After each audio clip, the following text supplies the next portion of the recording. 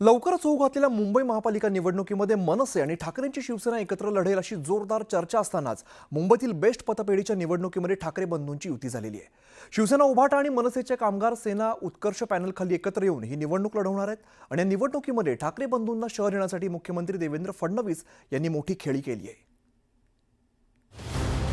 Best पतपेढीच्या निवडणुकीत ठाकरेंची एकी, ठाकरे बंधूंविरोधात भाजपाचे शिलेदार मैदानात। बेस्टची निवडणूक ठरणार पालिकेची सेमीफायनल।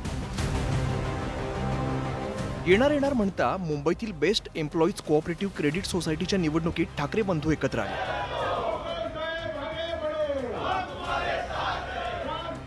ठाकरे बंधूंनी उत्कर्ष पॅनेल अंतर्गत बेस्ट कर्मचारी सहकारी पतपेढीच्या निवडणुकीसाठी युती केली आहे।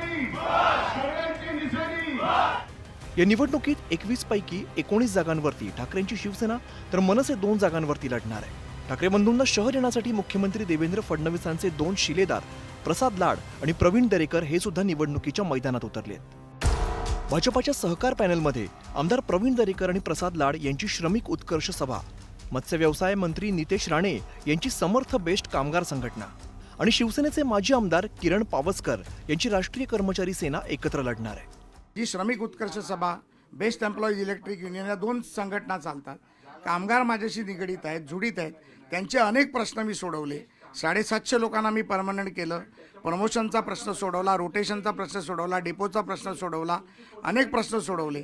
त्यामुळे कोविड भत्त्याचा प्रश्न सोडवला आणि भविष्यात त्यांच्या घराचा देखील प्रश्न सोडवणार आहे। म्हणून या पतसंस्थेला मी एकत्र कर्मचाऱ्यांच्या संघटनाला घेऊन मी लढतोय। मी ठाकरे ब्रँड समोर मी स्वदेशी प्रसाद लाड म्हणून मी लढतोय। कारण की गेल्या 15 दिवसापासून आम्ही ज्या उत्स्फूर्तपणे आम्हाला जो प्रतिसाद मिळतोय आपल्या कामगारांकडनं, त्यावरनं हे कोविड भत्ता वगैरे जे आहे ते सगळं खेळ चालू झालेला आहे। त्या कोविड भत्त्यामध्ये पण 35% कोविड भत्ता सोसायटीमध्ये जे रजिस्टर लोक आहेत ते लोकांना दिलं जात आहे। पण त्या कोविड काळामध्ये जी लोकांनी काम केलेले आहे, जे रिटायर्ड झालेले आहेत, त्यांच्या अकाउंटमध्ये पैसे आलेले नाहीयेत। त्यावरनं कामगारांना पण कळून चुकलेलं आहे की हे काय चालू आहे।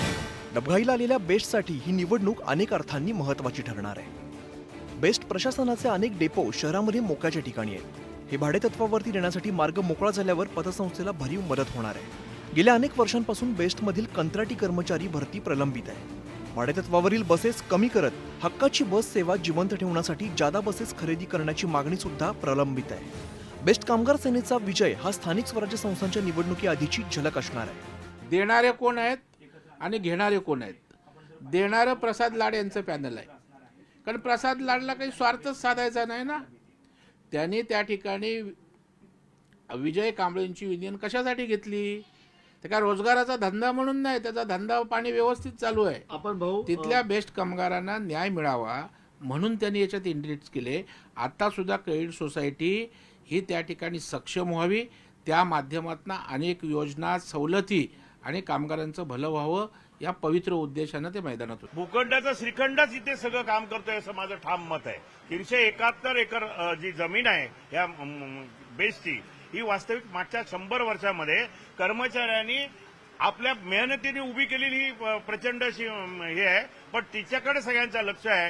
ही प्रचंड अशी ही जी संपत्ती आहे ती ताब्यात घेऊन गिरणी कामगारांसारखा आमच्या बेस्टला गिरणी कामगार बनवायचा, इथे मोठे टॉवर्स बांधायचे आणि करोडो अब्ज पैसे कमवायचे, ही यांची स्वप्न आहे। जे दोन्ही भावांच्या एकत्र येण्यामुळे जे वातावरण निर्माण झालंय, त्या वातावरणाचा परिणामाने माझ्या माहितीप्रमाणे ते नेते याच्यामध्ये लक्ष घालतायत आणि पैसा वाटप करायच्या मार्गामध्ये आहेत।